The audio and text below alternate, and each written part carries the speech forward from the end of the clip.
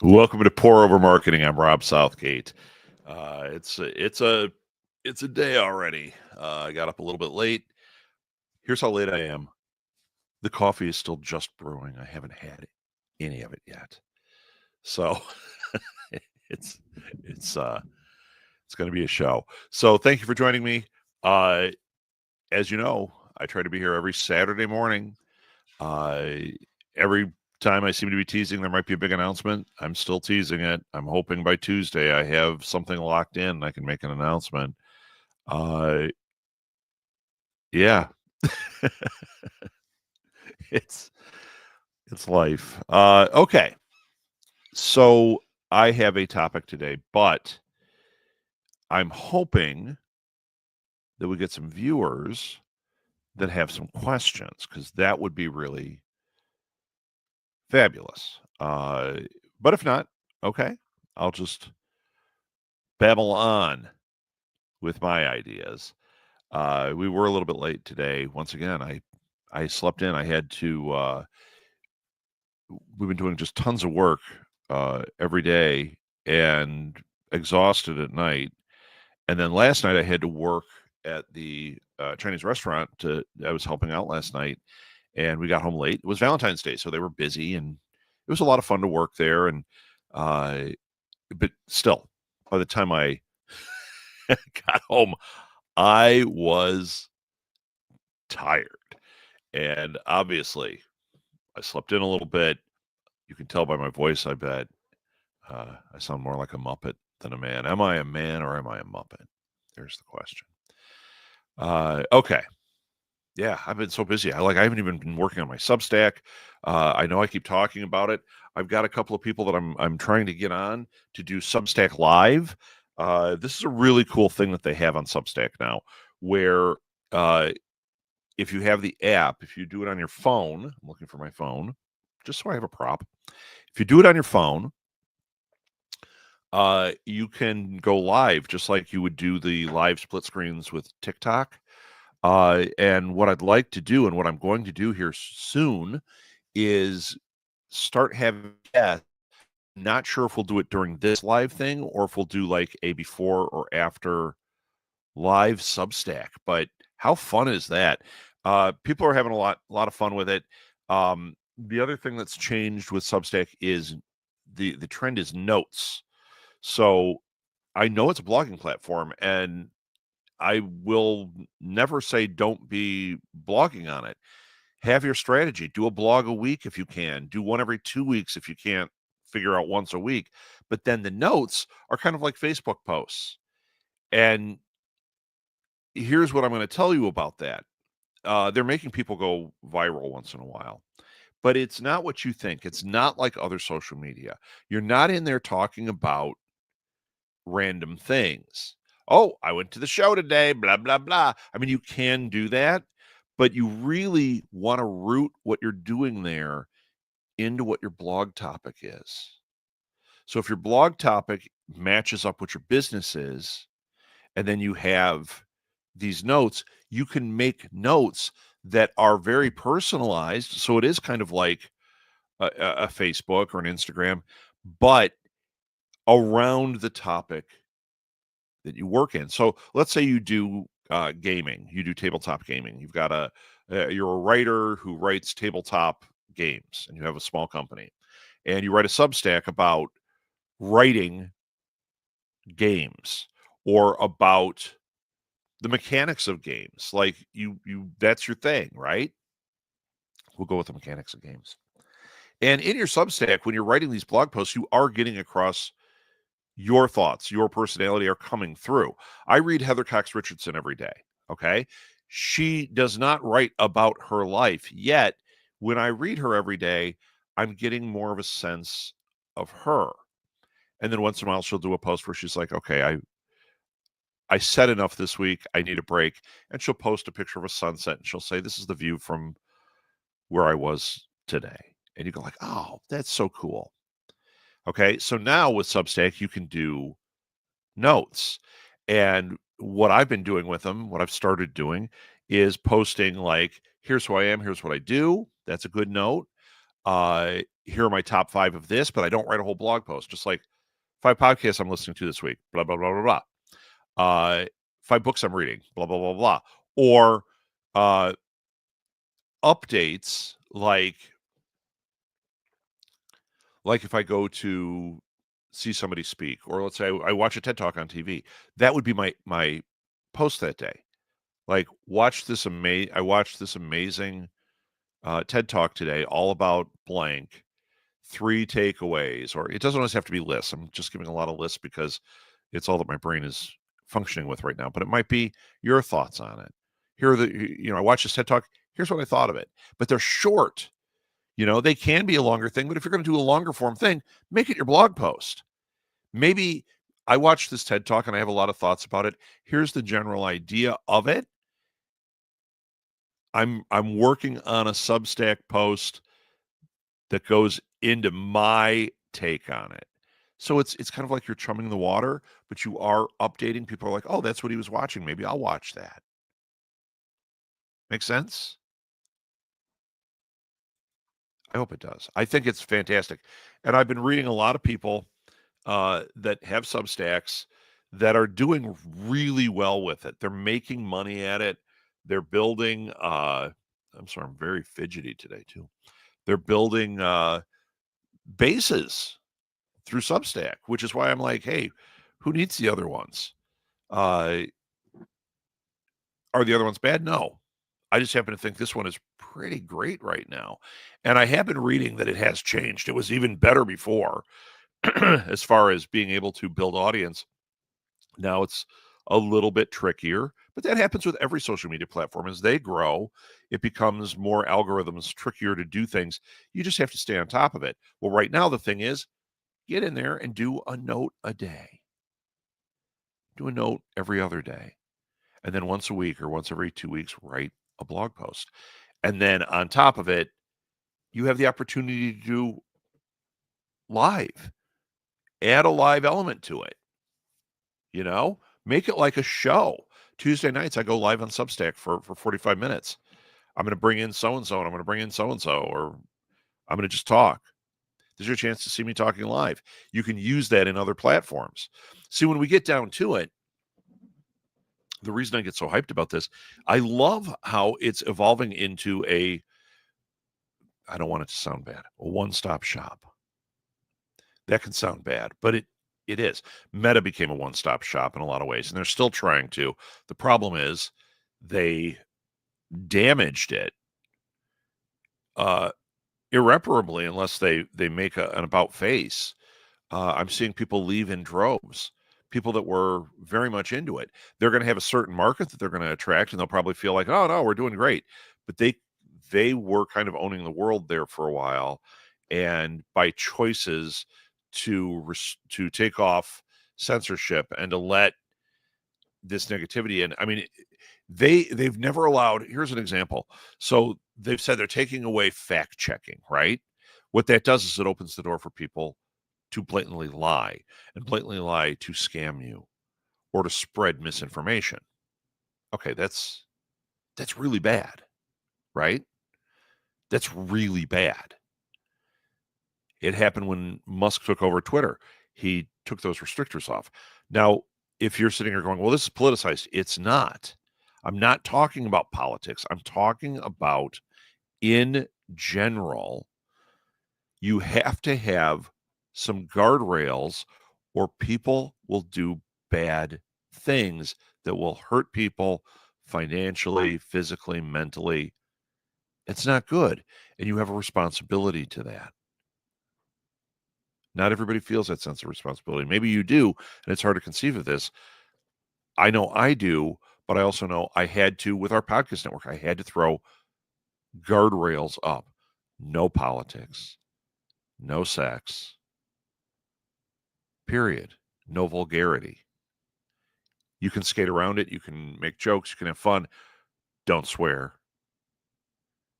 Don't have a big long conversation about sex. Don't have a big long conversation about politics. These are the hot buttons that will damage our brand. Even if you're right, you can damage your brand, right? Uh, Same thing here. Meta has damaged its brand, possibly irreparably. So what that's done, though, is it's opened the door for all of us here to say,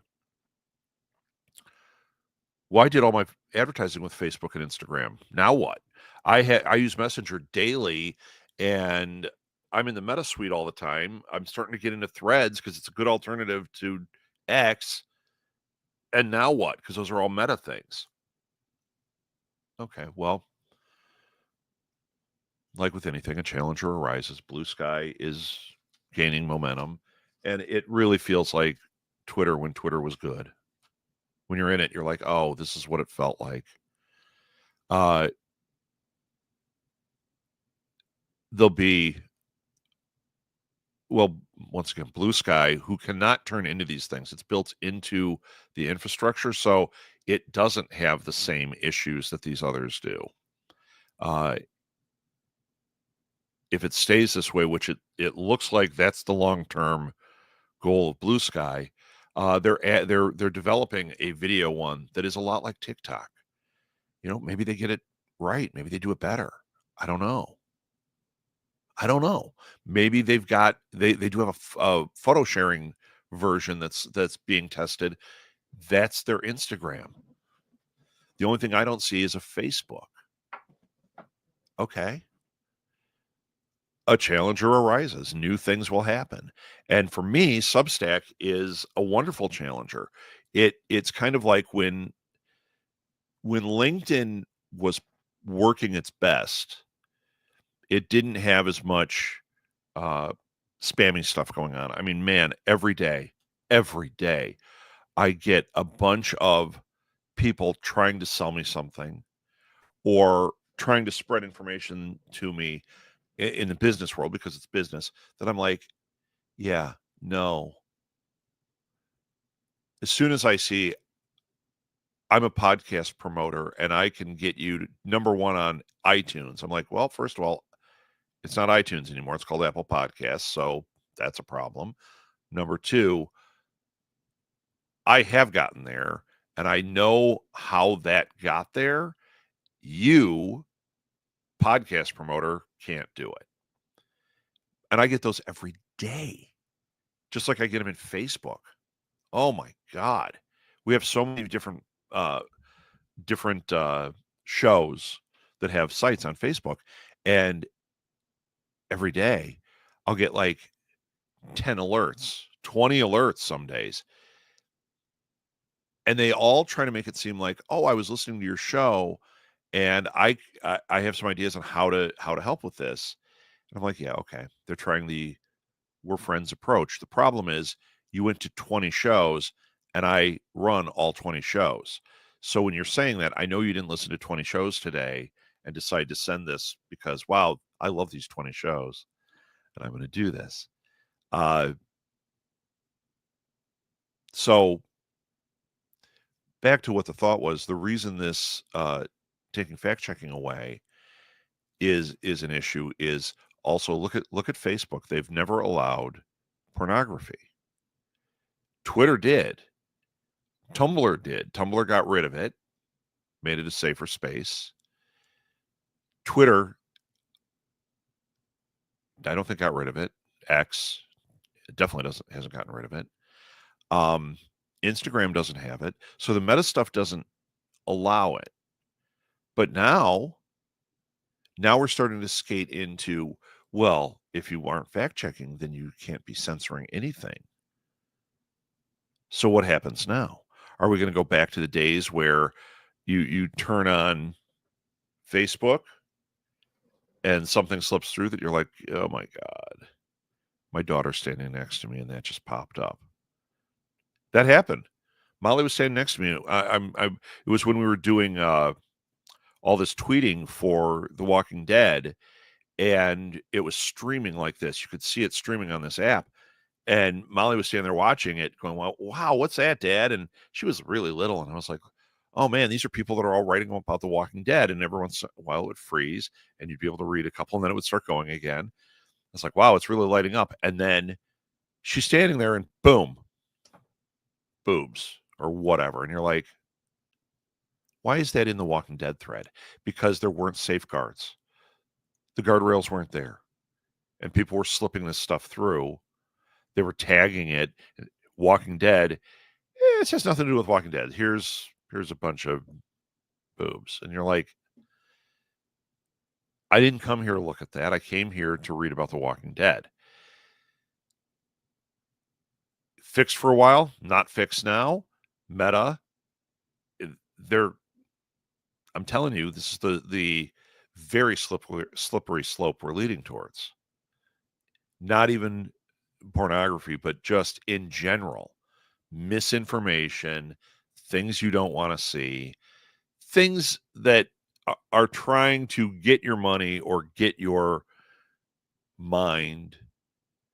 And that's why I like Substack, because it's people that are writing things in long form, and then in their notes, if you start spreading the misinformation in your notes, well, people are having to subscribe. It's not streaming past you. It's not going to show up in your feed unless you specifically said, I follow this person and I want to see this. Can there be misinformation there? I'm sure there can. But I'm not going to encounter it. The average person that's getting affected by that is not going to encounter it unless they know, I want to follow this specific person, and damn the torpedoes. I don't care if they have misinformation. Okay. I wasn't even on a soapbox. I just wanted to talk about all that because it is exciting what's going on with Substack. And I'm having a lot of fun figuring it out, how to tie it together to things. I think that I even saw a thing now where you can connect your YouTube directly to it. You can make podcasts and put it in there. I mean, really, the sky's the limit. Your creativity is where the barrier is, which is how it should be. It's awesome. YouTube has that same thing. The problem is monetizing on YouTube is tough. And there's also a problem on YouTube. They try to do community censorship where you can watch a video and go, not even censorship, but like, I don't even know what you'd call it, but you can report videos and say they're using music that I own. And now that video gets pulled down while they're investigating whether that's true. This happened to us. And I'm like, first of all, that's completely untrue. I don't use licensed music. So then I have to dispute it. Then they investigate, and a month later, my video goes back up. But there are people that make money off of this. What they'll do is they'll report you, and then they'll send you a thing and say, hey, you can use our service to put music or to edit properly so it doesn't get flagged. And you go, yeah, but I already know all of that. But there are a lot of people that don't. So they allow the scammer part of it in there. Now, it's a huge platform. I get why they have to do that and why they're trying to do that, but you run into the scammer. Your marketing, we're shifting gears. Your marketing. All these things are things that, do you need to know all of it? The deeper you go, yes. But on the surface, do you need to know all this? No. If you're putting up a YouTube thing and you're trying to promote what you're doing and you're like, hey, I came with this really cool video essay thing, then go for it.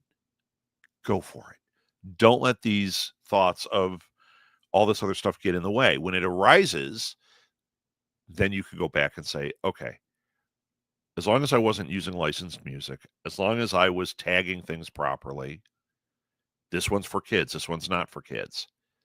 As long as it was within the parameters of what you're supposed to do, you're fine. And it's easy to find the rules. It's like, so I run a couple of Facebook groups for podcasters. I have rules, okay? Because when I took these over, one of them was filled with podcasters promoting their podcasts. And what they would do is they would do a show and they would just post it on there. It doesn't get any followers or listens when you do that. Period. Period. It was a place named as a hangout for podcasters, Chicago Podcasters Unite. So what I did was I made it so that one day they could post their episodes in a certain thread. I was like, this is a way to organize it. It doesn't clog up the thing. Because what would happen is people would start clogging it up. And then the one guy that really, really set me off, uh, I'll read this in a second, Gordon. The one guy that really set me off, he thought that he was going to promote his by every half hour reposting his show to our group. Well, so what did that do? I didn't see it for like 4 hours. I go in there, there's 8 posts by him, the exact same post. You had to scroll way down to see the next post. Well, people don't do that. And I was like, okay, I got to delete him. I wrote to him and said, you can't do that. He continued to do it throughout the day. I said, I'm going to have to remove you and ban you from the group. He continued to do it. I banned him from the group. Play by the rules. Rules are simple. If they don't match you, then don't be in that group. If you want just total freedom to put whatever you want, there are places you can do that. Do it there. Okay, let's see what Gordon said. We were talking about YouTube. By the way, hi, Gordon. Unfortunately, some people use YouTube's copyright strike system to be disruptive. Yeah, and take down content they don't like. I've experienced that too. I'm careful when posting videos for the Doctor Who meetup to cite sources of music, use public domain materials, etc. You have to. And Gordon, as long as you're saying that, a really interesting thing that I can't figure out is I see a lot of things that are on there that are using clearly licensed things. They're not big organizations that have pockets to do that. And I go, I put up a Walking Dead thing. It says Biters, a Walking Dead podcast. And I get flagged because you're not the Walking Dead. We're like, no, it doesn't say we're the Walking Dead. We're Biters, right? So I changed the language so it says a fan podcast or whatever. I still get flagged, and it's because other people trying to take it down. Usually, it's about the music, and they want to take the music. I'm like, we made the music. It's not licensed. It's not a parody, or it's not a reworking of anything. It's just noise. I had a great one.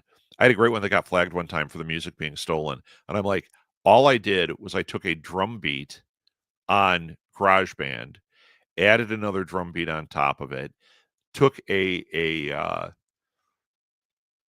sound that was in the library. It's all stuff you can use, right?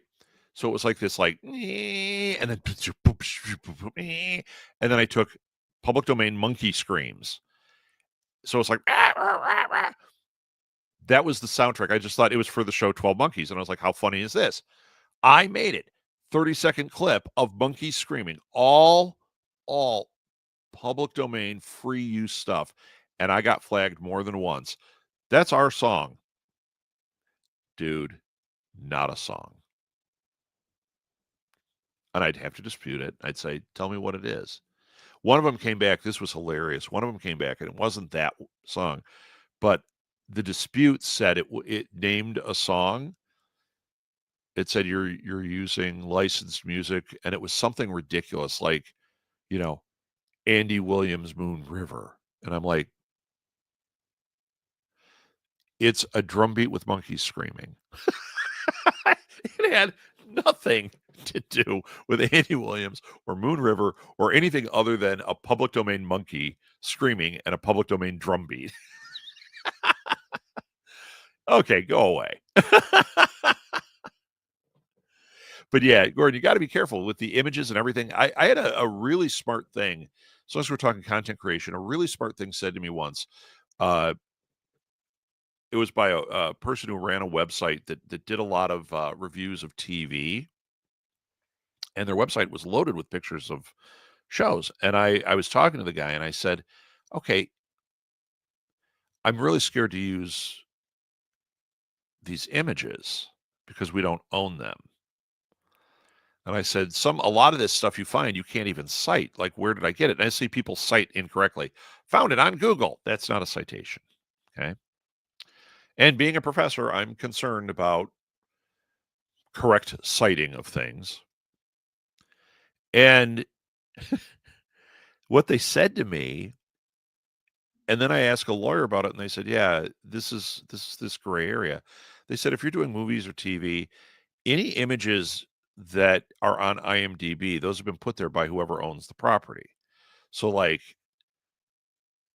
Doctor Who, if you go to the Doctor Who thing, the ones that are the licensed pictures from Doctor Who that are on there, they're like, you can use them because they're making them public because they know that it's a handshake promotion. What they don't want is you pulling weird screen grabs or things from websites that aren't theirs, but they're not expecting to make money off that stuff. They're going, oh, we're building into the fan community. You can pull from IMDb.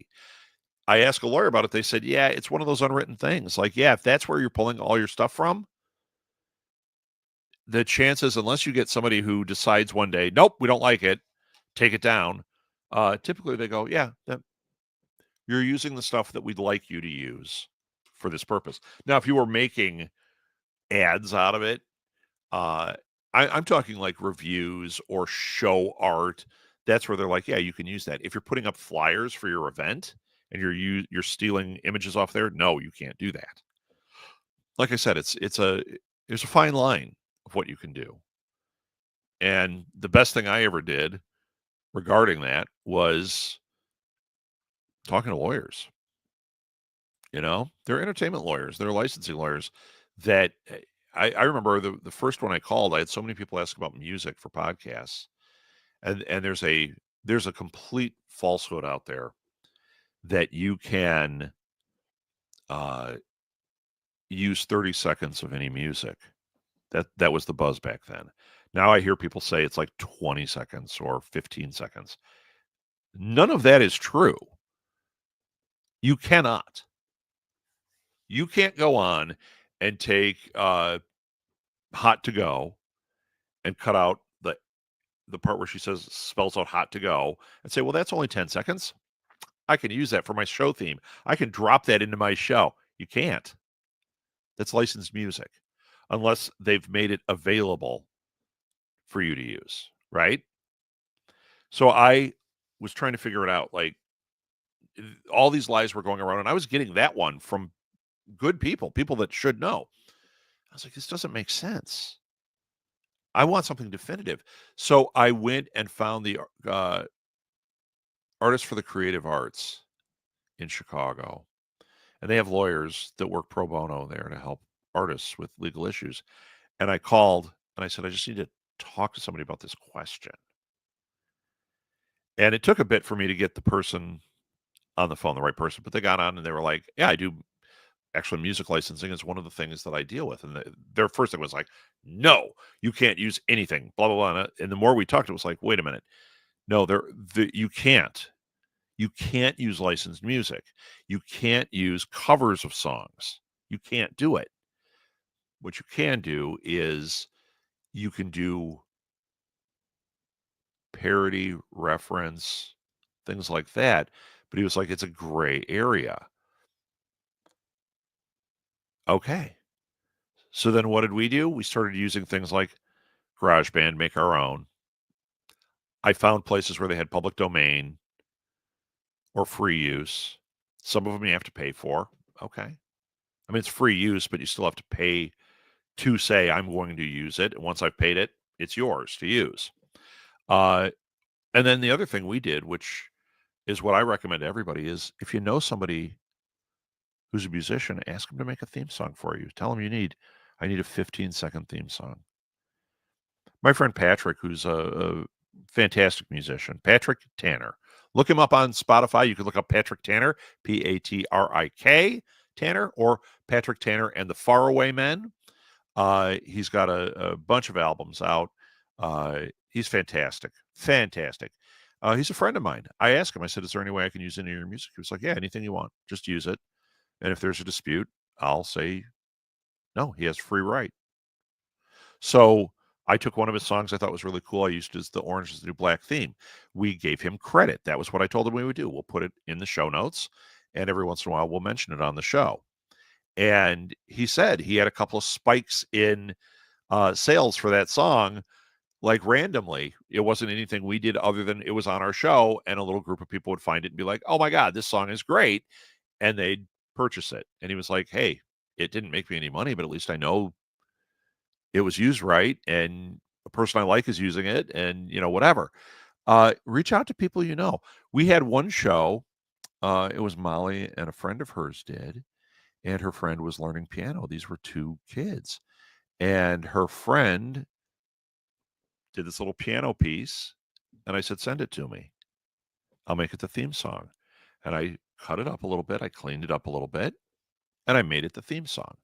It's this short little piano thing. It's not any licensed thing. It's just dun dun dun dun dun dun dun dun. That's it. But she wrote this little thing. We used it. Now, would that work for a show like this? No. We'd have to find something else. What I use here is I use free public domain music that I found. And when you have those, if you are able to, I like to add elements, little sounds on GarageBand, maybe a drum beat, maybe a guitar sound. I don't know.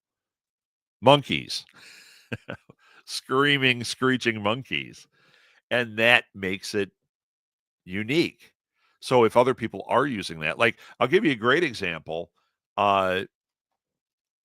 Always Sunny was in Philadelphia. They have that theme song, and then they have the little bell sound that they use. They don't own that. They don't own any of that. Let me ask Molly to bring me my coffee. Coffee down. I brewed it. I had it sitting up there, and my voice is getting deeper, and my eyes are drooping. It's time for pouring it into. Welcome to Pour Into Marketing. Anyway, I got lost in that one. Oh, shoot. Believe me, it was brilliant. It was genius.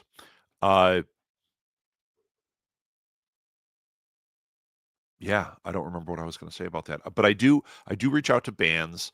If it's a local band, if it's somebody who's not doing covers or doing original stuff, I offer to use their music. I offer or I'll ask if I can use their music. A lot of times, I'll give you a great example of this. Uh, there's a guy out of Indianapolis. Huh? It's really full. Thank you. I'll spill it into my gut. Thank you. Uh, so there's this guy out of Indianapolis, Benny No Good, and he plays in punk bands, and he's really fantastic, and his bands are really great. And I met him through a third party. I knew a band that I had met at Comic Cons named 5 Year Mission that did Star Trek tribute music, and they were a blast. Okay, really good.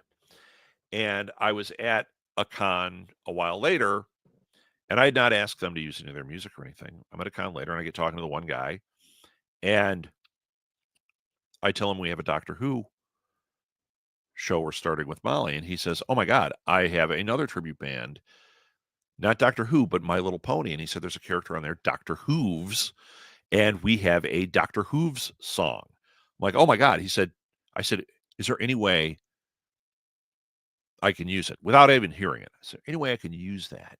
And he said, "Yeah, yeah, tell me what you want. I'll give it to you." And I said, "I'll tag you. I'll put where they can buy it at Bandcamp, all that kind of stuff." So he sends me the song. And unfortunately, the vocals kick in so fast that I was like, "Oh, do you have anything where it has maybe the intro music for 10 seconds without the vocals?" He did. So he stripped the vocals out. He sent it to me. He's like, "Here you go." It was fantastic. So our theme song to Cuckoo for Who is actually by a My Little Pony tribute band, and it's a song about Doctor Hooves. And it is a great little power pop, 60s sounding, poppy Doctor Who-ish song. It's so good. But that's how you do it. That's how you do any of this. Use your network, reach out to people, find people that have cool stuff and ask them. Or find that unlicensed stuff.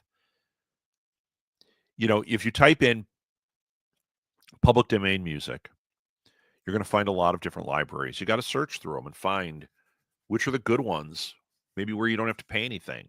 Maybe all they want is attribution, where you just put, I found this on Internet Music Archive, and it was written by so and so.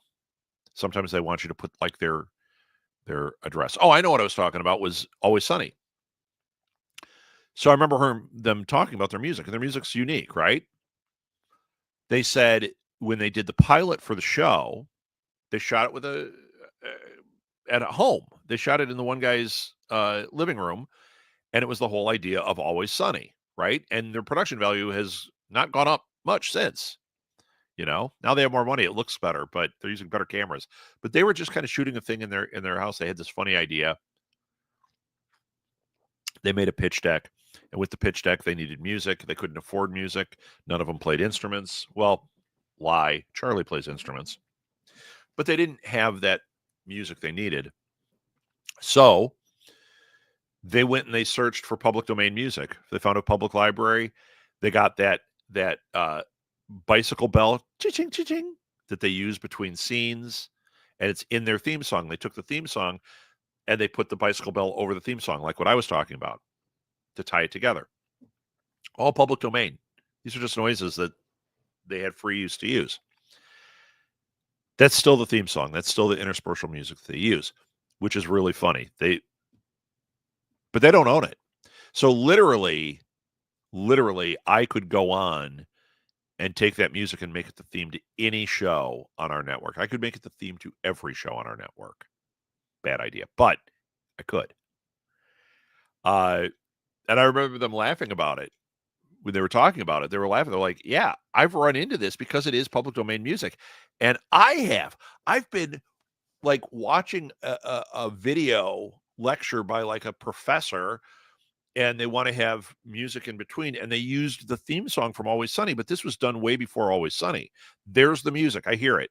And I'm like, oh my God, you're doing a master's level lecture about, integrated marketing. And I'm so distracted because every time it cuts to something different, you're using the Always Sunny cut music, and you had no idea. That's hilarious, but it's public domain.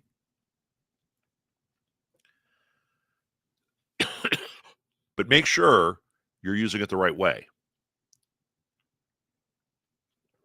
Read the rules. So if you go to, I think it is Internet Music Database or something like that, that one has a lot of rules for attribution. Certain people you can use, certain people you can't. It may be this free archive. Maybe it's the Free Music Archive is the one. And it's the one, Free Music Archive, and it's got tons of music.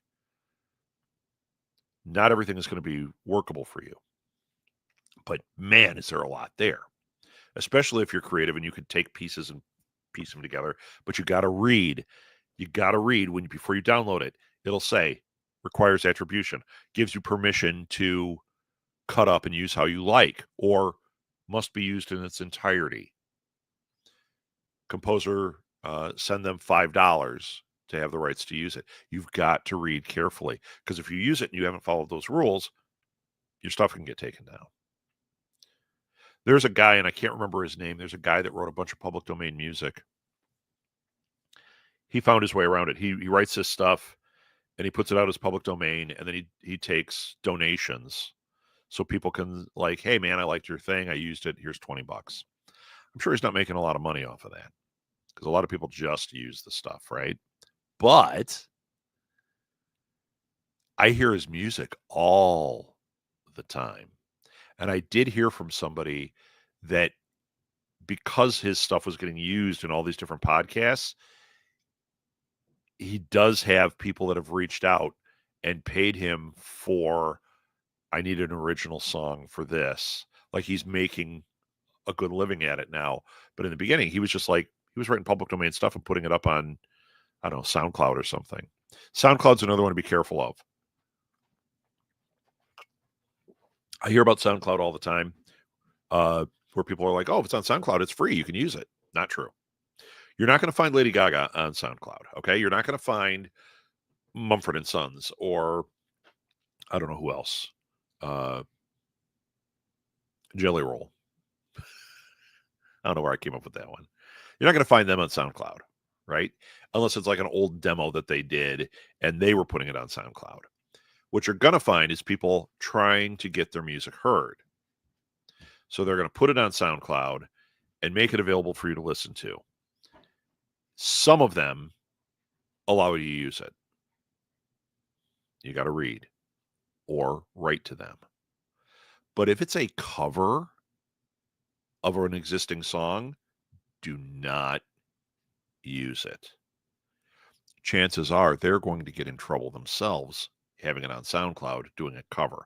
I can't go and listen to Abbey Road and do my pan flute version of Abbey Road and put it up on SoundCloud and make it available. I cannot. The Beatles are a band that people know, and they know that music. And you're using, somebody owns that music at this point. You cannot use that music, whether you're playing pan flute or singing it or whatever. You have to have permission. And that stuff's expensive. But on SoundCloud, you can fish around. I've got one. I found, what was the show? It was one of our shows that had superheroes. It actually might have been Super Connectivity. I wanted to have kind of an urban rap type sound to it, and I couldn't find any public domain stuff because most of it is old. And then I found on SoundCloud one where this guy was rapping about how I'm not Batman. But it had a great beat, had a great sound, and he kept referring to Batman things in it. Like, I wish I had the Batmobile and blah, blah, blah. But it was this rap. And it was very cool music to use. And I wrote to the guy and asked if we could use it in the podcast. And he was like, of course. And I double checked. Is this original? Did you do this? Yep, it's all mine. I didn't even sample. I used, like, once again, like GarageBand for a drum beat. It's like, that's it. So we were able to have this really cool sounding thing on that show. I loved it. I thought it was the coolest thing. Very unique in that space. Unfortunately, his other stuff didn't work for us. I would have continued talking to him like, hey, can we do this? So that when he is ready to monetize, he's got a built-in audience. Like Patrick with his song, he's monetized. He releases albums by attributing it to him and putting it out there. It did get some people to buy some of his music. Now, is that a long road? If I was marketing, if I'm talking to a musician about marketing, would I make a suggestion to do that? You're not going to make much. But from an exposure standpoint, from brand you, actually, it might be a great idea. Moby did this. I don't know if you guys know this.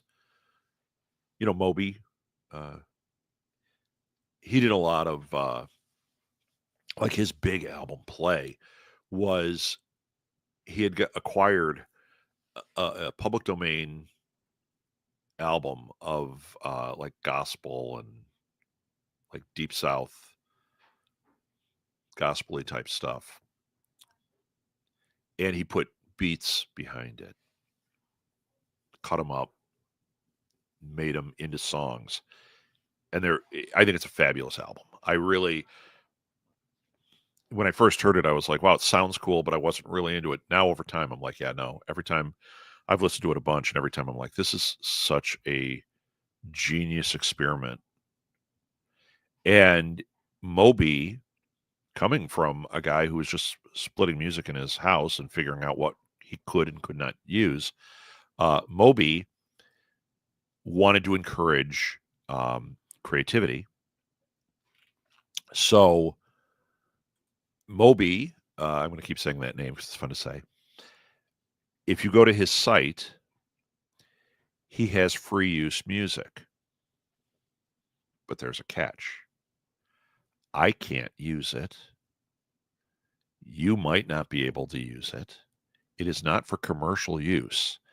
It is literally, and there's a ton there, and it is super cool sounding stuff. It is for independent filmmakers. It's like an independent filmmaker sound library. So you have to send in, you have to prove what you're doing with it. Not that you have to get approval for your project, but you have to prove you're actually making a film and you're going to be using bits of soundtrack from it. If it's the way it was when I was looking through it, you didn't have to tell what it was or anything. You just had to prove, like, I'm building a sizzle reel. Here's what's going on in it, and send them something so they see. It's not like, oh, I just now have the license to this music. Uh, so there was a little bit of a barrier, but it was a barrier you could easily step over, no question. He just wanted to stop it from just being like, here's my music, wildfire. And it's such a cool idea. And his stuff sounds so good. It made me want to make a short film because I'm like, oh, I would love to use this music. It's so cool. I did write to them and say, any chance we can use any of this for podcasts, whether it's theme song to a show or as music within maybe a dramatic podcast. No, at the time they said no. I don't know if it's changed. But see, be creative, know the legality, follow the rules. You're going to have cool sounding stuff and you're going to be able to do something different.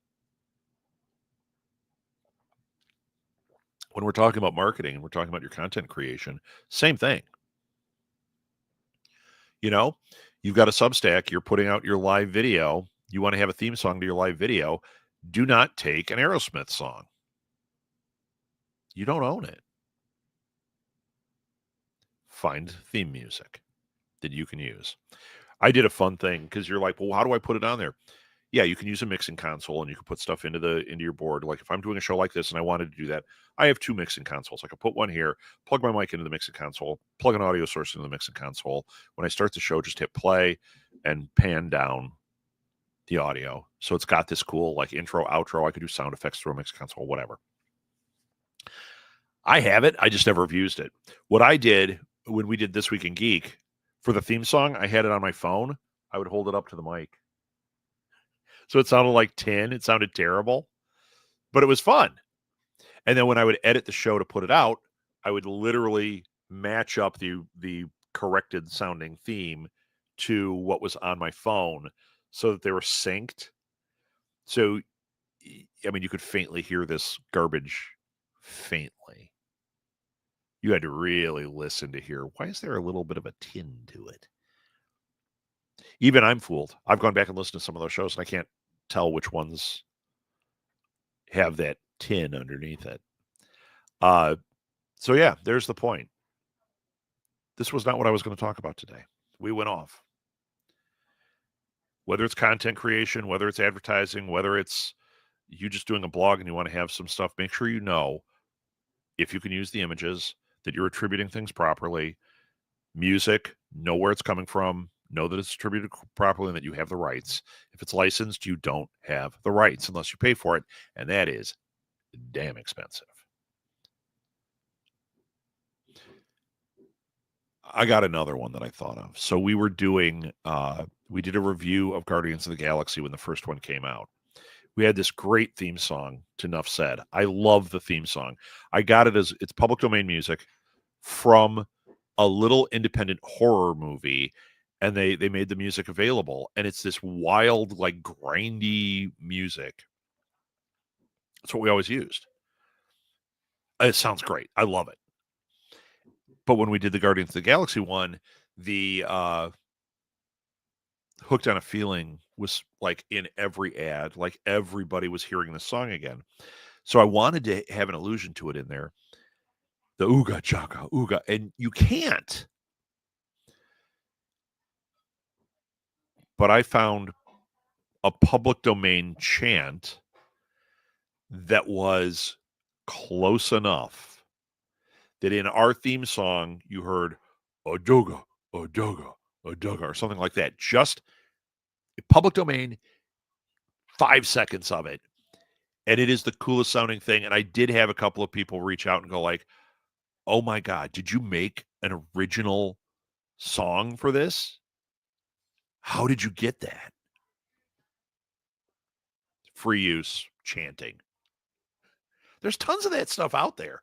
Know how to use it, know what you're doing with it. And if you're not like a skilled editor, I bet you have a friend that can chunk that stuff together. They don't have to write a whole song. 10 seconds, 15 seconds, 30-second commercial. There's lots of bed music you can get. Or if you're at that level where you're like, no, we're bigger, I want to make sure I get the right stuff, you can buy sound. Just can't use licensed music. When you see, a Rolling Stone song used in a commercial, they're paying a fortune for that. Don't do it. Most of it is more like Always Sunny. Now, Doctor Who, Gordon, I know there is public domain Doctor Who sound effects and noises, and I believe bits of soundtrack that you can use. In fact, I know you can, because we've used it on some of our stuff. You just have to go, I think it's the BBC Music Archive, gives you that stuff, and it is free use. Star Wars did the same thing. You can go, there's a site put out by Lucasfilm, I think it's still there, where you can get the sound effects, the sabers hitting, all the different things, and you can use them for free as long as you follow the rules. I found the same thing for Nintendo, all their 8-bit sounds.